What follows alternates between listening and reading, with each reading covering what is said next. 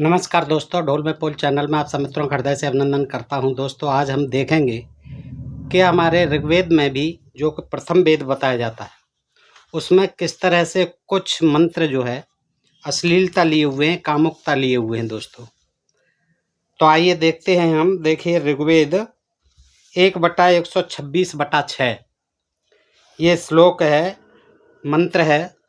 आगधता परगधता या कसी के जंग है, ददात मह्यम यादुरी यासूनाम भोज्या सता। अर्थात यह संभोग योग्य रमणी रोमसा। कौन? रोमसा। संभोग योग्य रमणी रोमसा अच्छी तरह आलिंगित होकर सुतवत्सा, जिसने बच्चे को जन्म दिया है, नकुली की तरह चिरकाल तक रमण करती है। यह बहु रेतोयुक्ता रमणी मुझे बहुबार भोग प्रदान करती है। अर्थात यह संभोग योग्य रमणी रोमसा अच्छी तरह आलिंगित होकर सुतवत्सा, जिसने बच्चे को जन्म दिया है, नकुली की तरह चिरकाल तक रमण करती है। यह बहु रेतोयुक्ता रमणी मुझे बहुबार भोग प्रदान करती है। ये ऋषि कहता है। इसका जो है दोस्तों, इसमें जो है ऋग्वेद मंडल 1/126/6 सूक्त 126 मंत्र 6। आगे है ऋग्वेद का इसी का 1/126/7 आगे का श्लोक। उपोप में परा मृस माँ में दभ्राण मन्यथा सर्वाहमस्मि रोमसाम गंधारीणाम माँ वे भाविका। अर्थात मेरे पास आकर मुझे अच्छी तरह स्पर्श करो, मेरे पास आकर मुझे अच्छी तरह स्पर्श करो। यह न जानना कि मैं कम रोम वाली यानी बालों वाली, कम रोम वाली, अतः भोग्य के योग्य नहीं हूँ। मैं कम रोम वाली हूँ, कम बालों वाली हूँ। ये मत सोचना कि मैं भोग के योग्य नहीं हूँ, भोगने के योग्य नहीं हूँ। मैं गांधारी मेसी यानी भेड़ की तरह, लोम पूर्णा यानी रोमों से भरी हुई, और पूर्ण अवयवा जिसके अंग पूर्ण यौवन प्राप्त हैं, मैं वो हूँ। जिसके अंग पूर्ण यौवन प्राप्त हों उसको कहते हैं पूर्ण अवयवा। तो वो कहती है पत्नी जो है ऋषि से, देवता से, कि मेरे पास आकर मुझे अच्छी तरह स्पर्श करो। यह न जानना कि मैं कम रोम वाली, अतः भोग के योग्य नहीं हूँ। मैं गांधारी मेसी यानी भेड़ की तरह, मेसी भेड़ से कहते हैं, भेड़ की तरह, लोम पूर्णा यानी रोमों से भरी हुई, बालों से भरी हुई, और पूर्ण अवयवा यानी जिसके अंग प्रत्यंग सब पूर्ण यौवन को प्राप्त हो चुके हैं, वो हूँ। न आगे के में कहते हैं, न से यस्य रंबते अंतरः सक्ता कप्रतः सेदी से यस्य रोमसम निस्वदेशो निषेदुषो बिरजभते विश्व स्मानदिंद्र उत्तरः। ऋग्वेद 10/86/16। अर्थात इंद्र वह मनुष्य मैथुन करने में समर्थ नहीं हो सकता।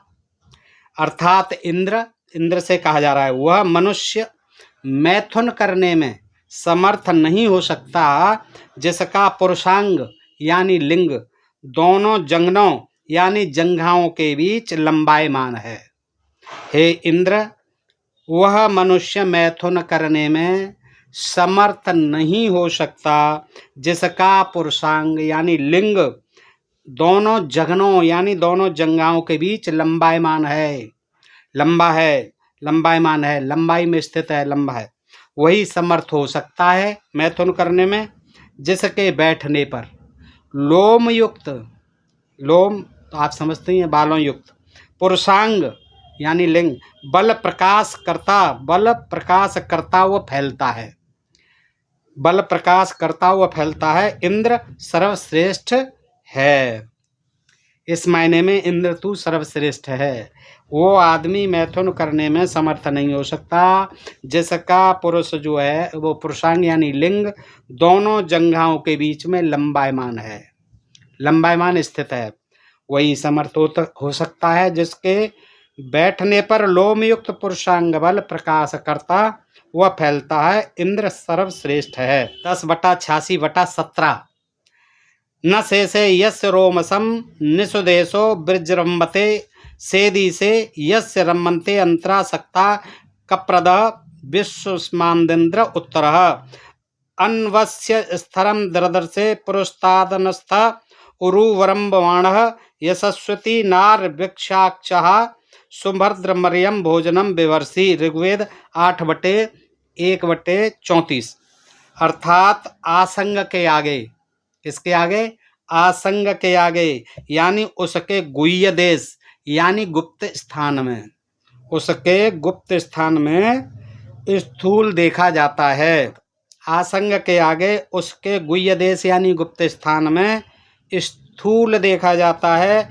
वह हड्डी से रहित, अस्थि से रहित यानी हड्डी से रहित, विशाल और नीचे की ओर लंबायमान है। आप दोस्तों समझ रहे होंगे, ज्यादा व्याख्या करने की जरूरत नहीं है कि आसंग के आगे उस गुप्त स्थान में स्थूल देखा जाता है। स्थूल कहते हैं मोटे से, स्थूल, स्थूल का है बड़ा विशाल, स्थूल देखा जाता है। वह अस्थि हड्डी से रहित है, यानी उसमें हड्डी नहीं है, हड्डी से रहित, विशाल है और नीचे की ओर लंबायमान है। आसंग की शाश्वती नाम की स्त्री ने, किसने? शाश्वती नाम की, आसंग की पत्नी है। शाश्वती नाम की स्त्री ने उसे देखकर कहा, आर्य, खूब उत्तम भोग साधक वस्तु को तुम धारण करते हो। क्या कहा उसने? आसंग की पत्नी ने, उसका नाम है शाश्वती। शाश्वती नाम की स्त्री ने उसे देखकर कहा, आर्य, खूब उत्तम भोग साधक वस्तु को तुम धारण करते हो। अन्वस्यम स्थूरम दद्रसे पुरुस्तादनस्थ उरूरवरम बाणः सरस्वती नार, सरस्वती कहते नार वृक्ष चाह सुभद्रमर्यम भोजनम विवर्षि। आर्य, तुम उत्तम भोग साधक वस्तु को धारण करते हो। आगे है ऋग्वेद 1/164/33। दौर में पिता जनता नाविरत्र बंदुर में माता पृथ्वी मह्यम उत्तानयोश्चम्बोर्योनिरन्तरत्रः पिता दुहितुर्गर्भमा धातः। ऋग्वेद 1/164/33। अर्थात स्वर्ग मेरा पालक और जनक है, स्वर्ग मेरा पालक और जनक है, पृथ्वी की नाभि मेरा मित्र है और यह विस्तृत पृथ्वी मेरी माता है। उच्च पात्र द्वय के बीच योनि है, उच्च पात्र द्वय के बीच योनि है, वहाँ पिता दूर स्थिता पृथ्वी का गर्भ उत्पादन करता है। प्रतिष्ठ यस्य वीर कर्मम स्नुम धनुष्ठितम नो नर्यो अपोहत।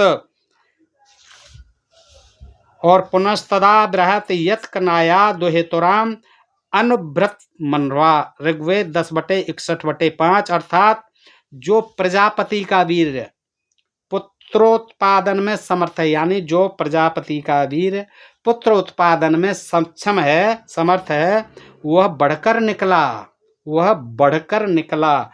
प्रजापति ने मनुष्यों के हित के लिए रेत यानी वीर्य का त्याग किया और वीर्य छोड़ा। अपनी सुंदरी कन्या उषा के शरीर में ब्रह्मा व प्रजापति ने उस शुक्र यानी वीर्य का सेक किया, अर्थात वीर्य सिंचा। पुनस्तदा बृहत यत्कनाया दुहितुराम अनुव्रतम मनवाहा। आगे का श्लोक ऋग्वेद 10/61/6। मध्या यत्कर्मभद बीके कामम कृर्मणे पितरी युवत्यामः मनान्नग्रेतो जहतुर्वीर्यन्ता शानो निषिक्तम सुक्रतस्त्य योनो। अर्थात जिस समय पिता युवती कन्या यानी उषा, कन्या कौन? उषा, उषा के ऊपर पूर्वोक्त रूप से पहले मंत्र में कहे अनुसार रतकामी कामुक हुए और दोनों का संगमन यानी सहवास हुआ। पिता, देखिए ऋग्वेद में ये पिता और पुत्री का भी वर्णन है, ये साक्षात आप देख सकते हैं कि जिस समय पिता युवती कन्या उषा, उषा कहते हैं सूर्य की पुत्री को, उषा के ऊपर पूर्वोक्त रूप से पहले मंत्र में कहे अनुसार जो पहले कहा गया है, रतिकामी यानी कामुक हुए। किस पर? उषा के ऊपर। और दोनों का सहवास हुआ, पिता पुत्री का।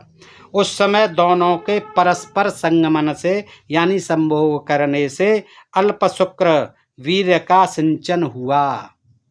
शुक्रम के आधार स्वरूप एक उन्नत स्थान में उस शुक्र का सिंचन हुआ, उन्नत स्थान में उस शुक्र का सिंचन हुआ। पिता यस्त्वाम दुहितरम मधिस्क नक्षमया रेतः संजग्मानो निसिंचत स्वाध्यो अजनयन ब्रह्मदेवता वास्तोस्पतिम वृतपाम निरतक्षण। ऋग्वेद 10/61/7। अर्थात जिस समय पिता ने अपनी कन्या उषा के साथ, जिस समय पिता ने अपनी कन्या उषा के साथ, सूर्य ने उषा के साथ संभोग किया, उस समय पृथ्वी के साथ मिलकर शुक्र का सिंचन किया, अर्थात वीर सिंचा। सुकृति देवों ने व्रत रक्षक ब्रह्म यानी वास्तोस्पति व रुद्र का निर्माण किया। किसका निर्माण किया? सुकृति देवों ने व्रत रक्षक ब्रह्म, वास्तोस्पति व रुद्र का निर्माण किया। ऋग्वेद 10/85/45 क्या कहता है? देखिए, इमाम त्वमिंद्रम मीढवम सुपुत्रान सुभगवाम कृणु दशास्याम पुत्रानाम देहि पतिमेकादशम कृधि। अर्थात ईश्वर मनुष्यों को आज्ञा देता है, ऋग्वेद 10/85/45, इस मंत्र में ईश्वर मनुष्यों को आज्ञा देता है कि हे इंद्र, पते ऐश्वर्य युक्त तू इस स्त्री को वीर्यदान देकर सुपुत्र और सौभाग्य युक्त कर। हे वीर्यप्रद, पुरुष के प्रति वेद की यह आज्ञा है। देखिए, पुरुष के प्रति वेद की यह आज्ञा है और ईश्वर कह रहा है, वीरप्रद पुरुष के प्रति वेद की यह आज्ञा है कि इस विवाहित या नियोजित स्त्री में, विवाहित हो या फिर नियोजित हो, स्त्री में 10 संतान पर्यंत तक उत्पन्न कर। कितनी संतान उत्पन्न कर? 10, अधिक नहीं। तथा हे स्त्री, अब स्त्री के लिए भी कहते हैं इसमें कि तू नियोग में 11 पति तक कर, 11 पति कर। उसको कहा गया पति को कि तू जो है, चाहे वो नियोजित है, नियोग के लिए दूसरा पति है, और या फिर विवाहित है, वो 10 पुत्र पैदा कर सकता है। और पत्नी जो है नियोग में रहकर 11 पति तक कर। कितने पति तक कर? 11। ये ऋग्वेद कह रहा है। अर्थात एक तो उनमें प्रथम विवाहित और 10 पर्यंत नियोगों के पति कर। एक तो विवाहित और 10 नियोग पति बना, अधिक नहीं, इससे आगे नहीं, 11 से ज़्यादा नहीं। इसकी यह व्यवस्था है कि विवाहित पति के मरने, नियोग की यह व्यवस्था है कि पति के मरने व रोगी होने से दूसरे पुरुष या स्त्री के साथ संतानों के अभाव में नियोग करे। संतानों के अभाव में यानी संतान नहीं हो तो नियोग करे, और दूसरे के भी मरण व रोगी होने के अनंतर तीसरा पति कर ले, तीसरे के साथ कर ले। इसी प्रकार 10वें तक करने की आज्ञा दी है, परंतु एक काल में एक ही वीर्यदाता पति रहे, एक ही वीर्यदाता पति रहे। ये नहीं है कि एक होते दूसरा कर ले, अब वो मर जाए तो उसके बाद दूसरा करो, वो मर जाए तीसरा करो, इस तरह 10 तक कर सकती हो, 11 में अपना पति होता ही है। इसी प्रकार पुरुष के लिए भी विवाहिता स्त्री के मर जाने पर विधवा के साथ नियोग करने की आज्ञा दी है। पति के लिए भी है कि विधवा के साथ नियोग करने की आज्ञा है, और जब वह भी रोगी हो और मर जाए तो संतानोत्पत्ति के लिए 10वीं स्त्री पर्यंत नियोग कर ले वह। अगर वो भी पत्नी मर जाती है तो किसी विधवा के साथ, और विधवा भी मर जाती है तो संतानोत्पत्ति के लिए वो भी जो है पति जो है 10 स्त्री कर सकता है। तो दोस्तों, इस तरह से आपने देखा कि ये ऋग्वेद में इस तरह के मंत्र जो है दिए गए हैं दोस्तों, और इससे जानकारी देने से मेरा अभिप्राय यह नहीं है कि मैं कोई वेदों की जो है आलोचना कर रहा हूँ या निंदा कर रहा हूँ या अपमान कर रहा हूँ। लेकिन दोस्तों, किसी विद्वान ने ही कहा है कि पुस्तकस्था त्वया विद्या परहस्तम गतम धनम कार्य काले समुत्पन्ने न सा विद्या न तद्धनम। अब ये जैसे कि पराये हाथ में गया हुआ धन व्यर्थ होता है, वक्त पर काम नहीं आया। और पुस्तकस्था तो यह विद्या, पुस्तकों में ज्ञान जो भरा पड़ा है, जो विद्या भरी पड़ी है, वो भरी पड़ी रहेगी जब तक हम उसको पढ़ करके दूसरों को नहीं बांटेंगे। दूसरों को बांटना है हमें ये ज्ञान, ताकि वो जान सकें कि हमारे प्राचीन काल के ऋषि मुनि कैसे लिखते थे, कैसे विद्वान थे, क्या उनके उस समय की देश काल परिस्थिति के अनुसार वो लिखते रहे होंगे, और आज वो चीज़ें जो है अप्रासंगिक मालूम पड़ती हैं, उनका कोई महत्व दिखाई नहीं देता। तो दोस्तों, हमारा मकसद ये है कि हम उन चीज़ों को जानें जो प्राचीन काल में हमारे ऋषि मुनि जो है ज्ञानी विद्वान, जैसे वेद पुराण महाभारत आदि तमाम जिन्हें धर्मशास्त्र कहा जाता है, उनमें लिख गए हैं। तो उनमें देखते हैं कि कौन सी हमारे इस समय के अनुसार जो है प्रासंगिक है, उनको ग्रहण करें, अन्यथा जो है फिर उनको त्यागने की आवश्यकता है। और आज इन चीज़ों की कोई प्रासंगिकता नहीं है, क्योंकि इन पर जो है जो उँगली उठती हैं वो इसीलिए उठती हैं कि इनमें तमाम देवी देवताओं का भी अपमान किया गया है और तमाम कामुक और अश्लील वर्णन इनमें किए गए हैं। दोस्तों, प्रत्यक्ष के लिए प्रमाण की कोई आवश्यकता नहीं, आप देख ही रहे हैं। बताइए जानकारी आज की आपको कैसी लगी? अच्छी लगी हो तो अपने मित्रों में अधिकाधिक शेयर करें, अपने प्रिय चैनल ढोल में पोल को सब्सक्राइब करते रहें। फिर मिलते हैं ऐसे ही किसी जानकारी भरे प्रसंग के साथ अगले वीडियो में। तब तक आप सब मित्रों का हृदय से आभार, नमस्कार, जय भीम, जय भारत, नमो बुद्धाय।